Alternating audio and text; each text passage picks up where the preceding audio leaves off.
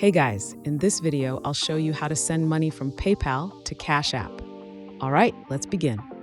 Firstly, ensure you have both PayPal and CashApp accounts set up. Both apps allow you to send money and even invest in cryptocurrencies.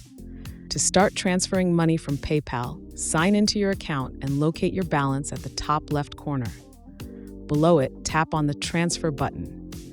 You'll see options like Transfer to Bank, Transfer to PayPal Savings, or International Transfers. If you need an instant transfer, there is an option with a fee. Otherwise, choose the standard 1-3 business days option for no fee. Once transferred to your bank account, open CashApp and tap on the Add Cash button at the top of your screen.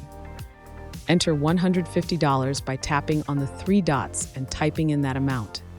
Then click Add, and it will instantly appear in your CashApp account. So that's basically how you can send money from PayPal to CashApp. And that's it for this video. If you find this helpful, consider subscribing and giving this a big thumbs up. Thanks.